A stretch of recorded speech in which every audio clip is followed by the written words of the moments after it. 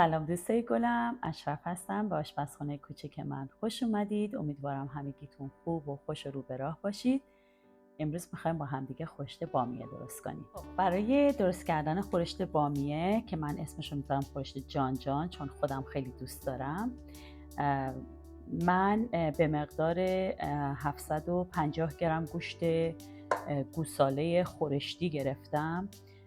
البته من برای خودمون با استخوان درست میکنم. دوست دارم یه ذره همچین چرب و چلی تر باشه، ولی شما میتونین بدون استخوان بگیرید. البته با گوشت گوسفند و گوشت‌های دیگه هم اگر دوست داشته باشین میشه درست کنید و حتی با مرغ هم میشه که خیلی خوشمزه میشه، ولی من امروز با گوشت درست میکنم. یه دونه پیاز هستش، گوجه دل بخواهیه، بعضیا دوست دارن گوجه بریزن بعضیا نه. من اینا رو چارقاچ میکنم میندازم توش. بامیه جان من 2 بسته گرفتم. نمیدونم حالا ایران میگفتن بامیه جنوب، ولی حالا دیگه اینجا جنوبم نباشه ما میخوریم و میگیم خدای شکرت. به مقدار 750 گرمم بامیه گرفتم. من چند تا حبه سیر کوچولو هم دارم، اصلا ضروری نیستش، یعنی جزو رسیپی میتونه نباشه، ولی من احساس میکنم که سیر با گوش یه مخلوط خوبی میشه، به نظرم خوشمزه میشه. برای همین خیلی کوچولو اینا رو میخوام ریز کنم بریزم توی خورشتم. 2 تا قاشق غذاخوری رب گوجه فرنگی، 1/3 استکانم آب لیمو که شما باز بسته به ذائقه خودتون میتونین بیشتر بذارین یا کمتر بذارین یا اصلا نذارین. من یه ذره همچین ترشتم دوست دارم. برای ادویه‌جاتم که فلفل سیاه هستش، همون 7 ادویه هستش، نمک جان اینجا هستش و زردچوبم که حتما میریزیم. یه مقدارم روغن شما لازم دارین برای اینکه خب پیازتون رو سرخ کنید. اول پیازمون رو خرد میکنیم. لازم به گفتنه که من خورشت بامیه رو همونجور که گفتم اولش خیلی دوست دارم، ولی خب این از اون خورشتا هستش که یا دوست داری یا دوست نداری، یه چیز وسطی دیگه وجود نداره. بعضی هم که دوست دارن در حدی که اگه سالی یه بارم نخورن اصلا براشون مهم نیست، ولی من خیلی دوست دارم.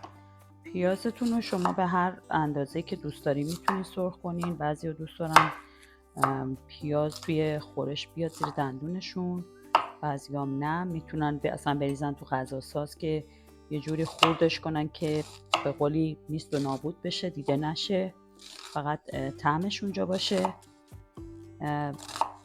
واقعا آشپزی قشنگیش به اینه که هر کس هر جوری دلش بخواد میتونه درست کنه، وگرنه پایه و بیس رسیپی ها همش یکی هست، یعنی مواد لازم برای خورشت بامیه من فکر میکنم همه جا همینه.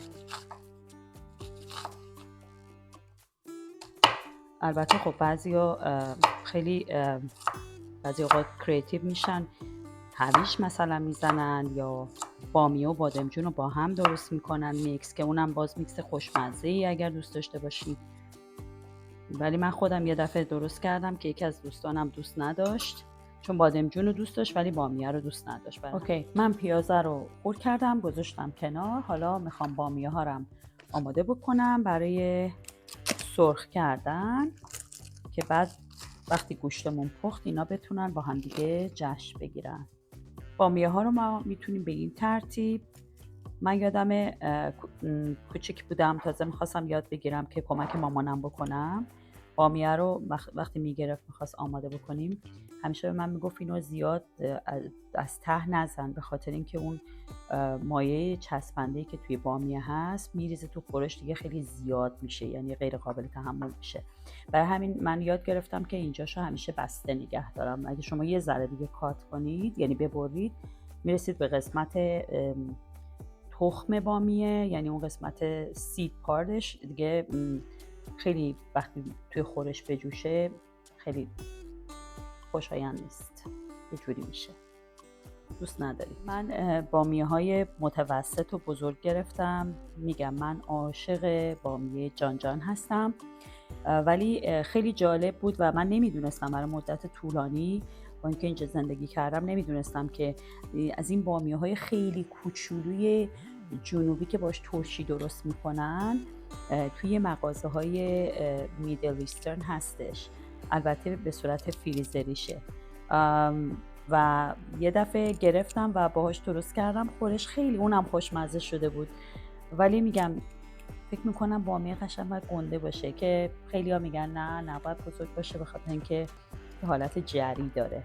ولی شما وقتی اینجوری کات میکنین متوجه میشین کدوم یکیشون سفت و خشکه، میتونید اونا رو استفاده نکنید. مثلا من فکر میکنم این یه ذره بی تربیت باید بذاریمش کنار. معمولا این سایز ایدئاله برای بامیه، ولی متاسفانه اینجا خیلی ما حق انتخاب نداریم، یعنی آپشنای زیاد نداریم برای انتخاب کردن. به مقدار لازم روغن میریزیم که پیاز و گوشتمون رو توش تفت بدیم. اول پیاز رو میریزم که یه ذره خودشو بگیره، بعد گوشت رو میریزم.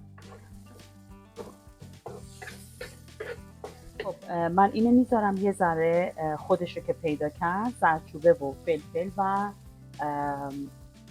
7 ادویه رو بهش اضافه میکنم و گوشتم اضافه میکنم، اونم باهاش تفت میدم و آب جوش میریزم، میذارم بپزه گوشت. نمک رو الان نمیریزم، فقط به خاطر اینکه میخوام اول یه ذره گوشتم بپزه، بعدن همونجور که میبینی یه قاشق چایخوری من 7 ادویه ریختم، یه نصف قاشق چایخوری هم فلفل سیاه و یک قاشق چایخوری هم زردچوبه. حالا همش بزنم تا قبل از که الان اول گوشت رو با این یه ذره تفت میدم، ربم میزنم که ربم یه ذره سرخ بشه، بعدش آب میریزم که بپزه.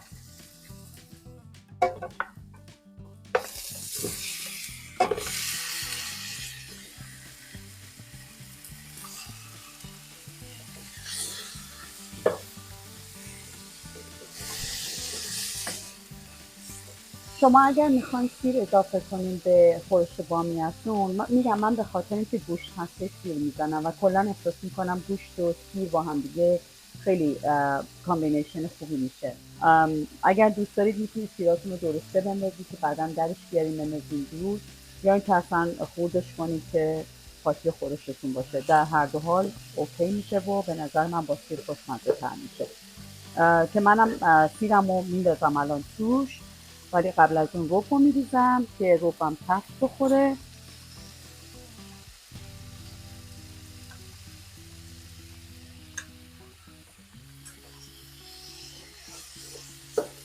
همونجور که میبینید من روغن کم ریختم به خاطر اینکه گوشت من استخون داره و یکم چربتره. میخوام که خیلی روغنم چرب، همین خورش هم چرب نشه، روغنی زیاد نشه، چون بامیه هم باید سرخ بکنیم، نمیخوام خیلی چرب و چیلی بشه. البته که چرب و چیلی بشه خوشمزه تر میشه، ولی خب دیگه باید یه ذره مراعات کرد. من فرصت رو غنیمت میشمارم. ببینید سیرای من خیلی ریز هستش و همین من 2 قسمت میکنم، مثلا یه ذره بزرگتره 3 قسمتش کردم، یکیش کوچولوی همینجوری میندازم. میگم فقط میخوام عطر خوش سیرم توی خورش باشه. خب من اینو به اندازه که میخواستم تفت دادم، حالا آب جوش بهش میزنم. همونجوری که دیدیم من بهش آب جوش هم اضافه کردم. حالا میذارم این قشنگ بپزه. شما اگر بامیه‌تون رو سرخ کردین که چه بهتر، نکردین در این فاصله میتونین بامیه‌تون رو آماده کنید برای سرخ کردن، که وقتی گوشت پخت بتونیم بامیه رو اضافه کنیم و چاشنیش رو بهش اضافه کنیم و دیگه تمام بشه، لذتش رو ببریم. خب اول از همه بگم که از خدا پنهون نیست، از شما پنهون نباشه. من مجبور شدم گوشتم رو منتقلش کنم توی قابلمه، چون مایتابه پهن و بزرگ این تنها مایتابه‌مه فعلا. حالا روغن میریزم به مقداری که حالا لازم باشه دیگه، چون این روغن نمیره توی غذا، فقط میخوایم باهاش بامیه رو سرخ کنیم. بامیه ها رو هم شستم، یکم روغنمون گرم بشه میریزم توش که بامیه ها سرخ بشه. گوشت خوشگلم در حال پختنه. وقتی این کامل پخت، ایشون هم سرخ شدن، با هم مخلوط میکنیم. چاشنی رو میزنیم که شامل نمک هستش و آب لیمو و گوجه کوچولوهایی که بهتون نشون دادم. بعد میذاریم با هم دیگه جشن بگیرن این توش.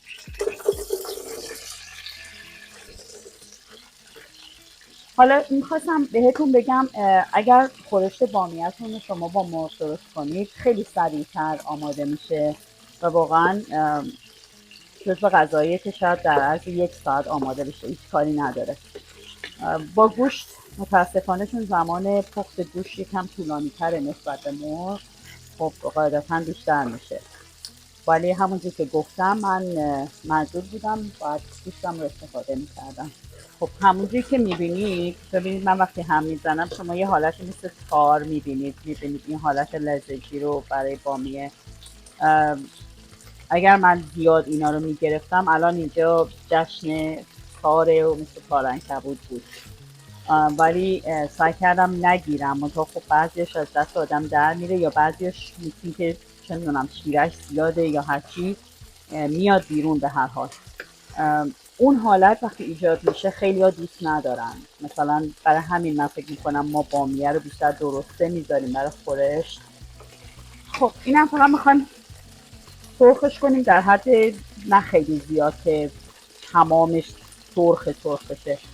یه ذره تفتش میدیم و مخلوط میکنیم با جناب گوشت. بامیه‌مون سرخ شده اینجا. من یه ذره زیرش رو کم کردم تا مطمئن بشم گوشتم پخته، که الان چک کردم گوشتم پخته. حالا تنها کاری که میکنم این آقای خوشمزه رو با جانان قاطی میکنم، بامیه جان.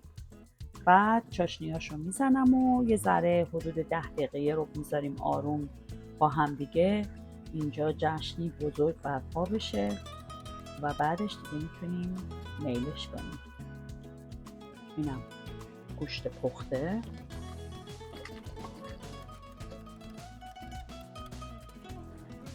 خب اینم همش میزنم و نمک و آب لیمو رو بهش میزنم. من همیشه زعفرون آب شده دارم، اگر دوست داشته باشید میتونید شما زعفرون بزنید، زعفرون آب شده. اگرم دوست ندارید که اصلا اشکالی نداره. بذارید من چاشنی اینو بزنم و درش رو بذارم که یه ذره اینا با هم دیگه اون تو پایکوبی کنن.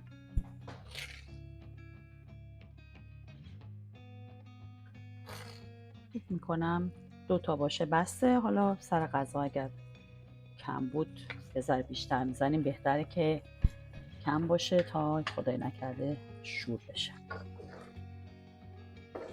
همون مقدار آب لیمویی که گفتم من بهش اضافه میکنم.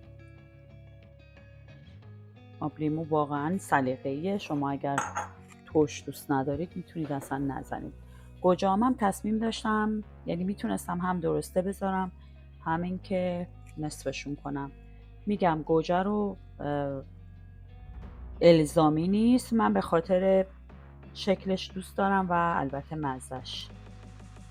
این گوجه ها همه غذاها رو خوشمزه میکنه. حالا درش رو میذارم میگم همونجور که میدونیم 10 دقیقه، فکر میکنم 10 دقیقه یه رو کافی باشه. اینا همشون با هم دیگه مزه ها به خورده هم دیگه میره و بعدش آماده است برای سرو کردن. اوکی، به به، خورشت جانان آماده است. من یه قاشق دیگه برداشتم، فقط میخوام یه ذره بچشم که مطمئن بشم که ترشی و نمکش اندازه است. به نظر من عالیه، همه چی اندازه است. ترشیش یعنی میگم به ذائقه ما، ترشیش اندازه است، نمک اندازه است، همه چی اندازه است. خب من این قاشق رو میذارم کنار که برم قاشق خودش رو بردارم بکشمش برای سرو. خب میرسیم به لحظه مومنت آف خوشمزه. اوکی، من یه ذره میکشم مزهش رو امتحان کنم و به شما بگم چه مزه ای شده.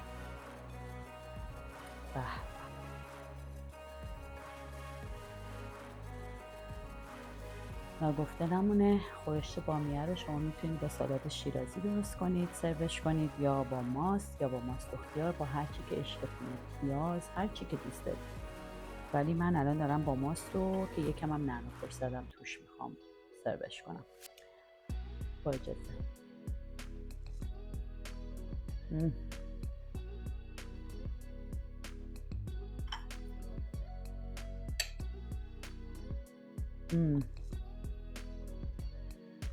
کاش که اینجا بودیم با هم میچشیدیمش.